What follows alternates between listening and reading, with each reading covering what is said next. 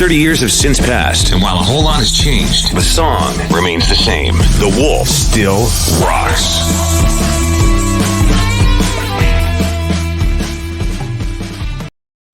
Hey there, it's Brian Ellis, Morning Show, 101.5 The Wolf, and we have another video in our series looking back at the past 30 years with The Wolf, and we couldn't do it without chatting with our good friend Jay Sharp, former Wolf Morning Show host, and started out with The Wolf back in the day, and we launched 30 years ago. Can you believe that?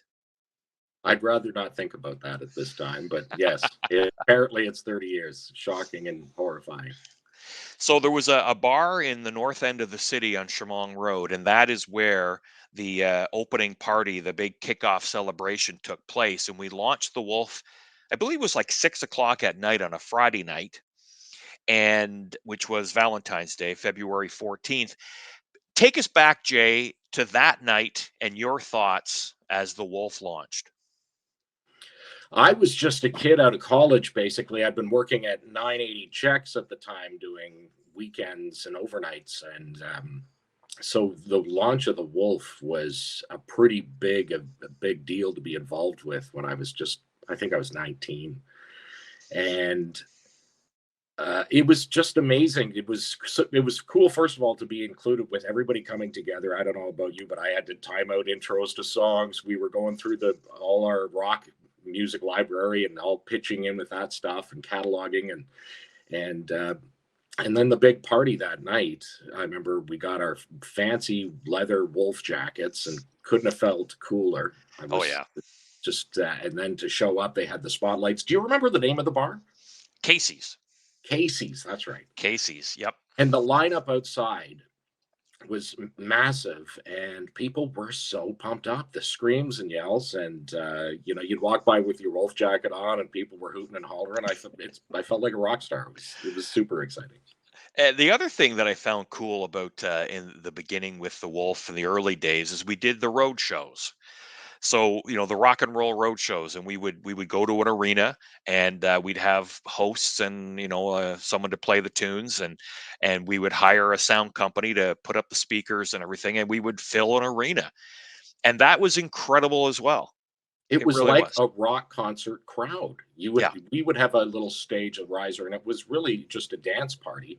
Mm-hmm. But we went as the hosts, and we would, get the crowd pumped up and have some beverages with folks and party along with everybody else. And the reaction was like a rock concert. It was amazing. It really was. And I often think we did have some really good times with listeners. Like, it was a lot of fun back in the day. Mm-hmm. I'm really glad that social media and uploading of videos to the internet did not exist. I know. We missed it by this much. We're so lucky that didn't happen, but we had a lot of fun, and none of it was captured for posterity, which is woo. So when I think back on The Wolf and I think of Jay Sharp, I think of two things: the morning show, but I also think of the alternate route. Tell us, for those that don't know what that show was, kind of give us a bit of a background on that. The alternate route was basically a new music spotlight that we did in the evenings. Our program director at the time, Malcolm Sinclair, asked me if I wanted to work on a new music show, an alternative music show. And so I put together a little demo of the bands I thought would be great and called it the alternate route. And he let me have free reign. I was a mini music director for that hour, and I picked it. It was a super fun thing to do. And sorry, go ahead. No, and like, talk about 3 Days Grace. I mean, here's a band before they became 3 Days Grace. You gave them a shot. Yeah, it was. I remember when Adam Gonche would come into the studio and he'd bring these cassette tapes, and they were Groundswell at the time. And I think they had put out a CD, and I played a song from their CD, and then they came out with a cassette tape, and I featured, the follow-up song to the Groundswell CD. And I was really impressed with him. And he was, I think, 17, 18 at the time, just a kid. And I called Dale and maybe even you at the time to come in and listen to this song and say, I'm going to feature this on the alternate route. These guys are great. And then watching them to go off and become 3 Days Grace has been, thrilling. I'm so happy for them. And over the years, 3 Days Grace, very accommodating to us at the Wolf. We had them in studio. Even when they, started to become popular, we had them in studio. And one of my favorite stories with Adam Gonche, they came in studio and we had everything set up, all the equipment, and we were going to do a live performance. They were going to play 2 or 3 songs live during my afternoon show. They started playing, and I can't remember what song it is. It's off their debut album, but whatever song they were playing, I knew that there was an F bomb in that song.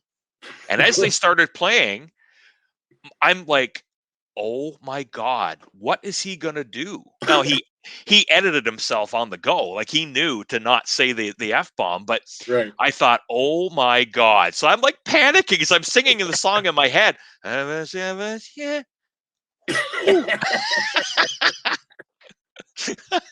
So They're professionals. They can handle censoring themselves on the fly. oh my God, my God. But Um, back in the day when we were doing the alternate route, it was cool that the bands I was featuring at the time ended up going into the Wolf regular playlist, like yeah, bands like Pearl Jam, Soundgarden, Alice in Chains, Green Day, Offspring. They were all featured on the alternate route before they became mainstream, and that's been really cool to see too. absolutely. Let's move on to your time with the morning show. Alana Cameron was your co-host, and how many years did you guys host the show? Uh, I think it's about 10 years. okay, Yeah, it but was close to 10 years. it was a staple, right? It was Jay and Alana in the mornings. Tell us about that relationship you guys had doing the Wolf Morning Show.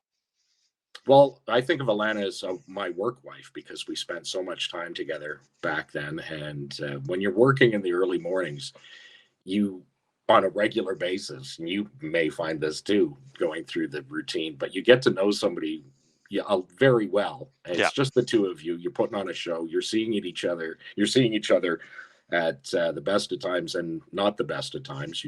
I yep, didn't always dress appropriately to go on the show. I maybe didn't shower before going in. So you get to know people really well, and yep, you become good friends. yep, absolutely. Um, yeah, it's when I was putting together the list of all the announcers that I want to chat with over the course of these videos, and you were one of the first ones that came to mind because, um, again, you held that morning show. You and Alana did a great job, and you were one of the folks that was with us on day one.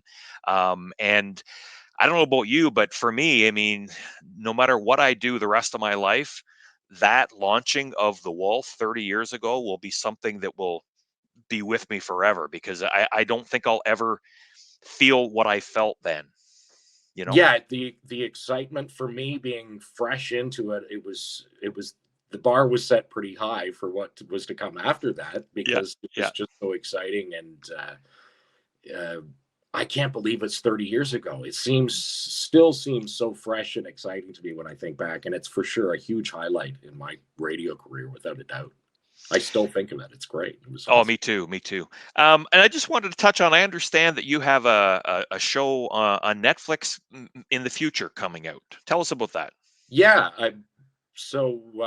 doing a just a one part in a Netflix animation show, but it was kind of always a dream to do a cartoon or an animation show at some point. That would always be exciting. And so I'm playing a snowman in a show called Charlie's Colorform City, which is on Netflix now, but that episode I think comes out sometime in the next few months. So I'm really excited about that. That's awesome. That's Yeah. awesome. One more guy too that I know that you've kept in touch with over the years, John Eaton. He was our special events coordinator. He did the What's Happening reports on air, and man, we had some good times too with him going to John, events. everybody loved John. We always, joke around that everybody wants to be his pal, and I'm lucky to be one of John's pals because he really is a fun guy to hang around. And remember he used to do the morning show bits, and he'd join you in the Yep. afternoon, Yep. and always has a great sense of humor. We're still in touch. Mike Melnick is another friend from the Yep. station, and I was thinking about how long you and I go back when you talk about 30 years of the Wolf, Yep. and you and I were working together even before that, before the Wolf Hmm. launched. In fact, I think I have somewhere in the house an old card that you signed from my 21st birthday. I'm just digging around. I went, hey, there's Brian Ellis. Was at my birthday party. That's cool. So it's good. I can almost guarantee I didn't put any money in the card. I was pretty broke at the time back then. No, I double checked. And there's nothing there.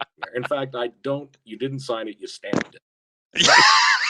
That's right. I was that important back in the day. So many birthday cards, so little time. So little time. Yeah. Yeah. Listen, Jay Sharp, always a pleasure to chat with you, and good luck with that Netflix. Maybe you'll see more of that down the road. Yeah, who knows? One time is certainly exciting, but it was a real pleasure chatting with you, Brian. And thanks for absolutely pleasure. No problem. Part of this legacy. Absolutely. Thanks, Jay. Thanks, Brian.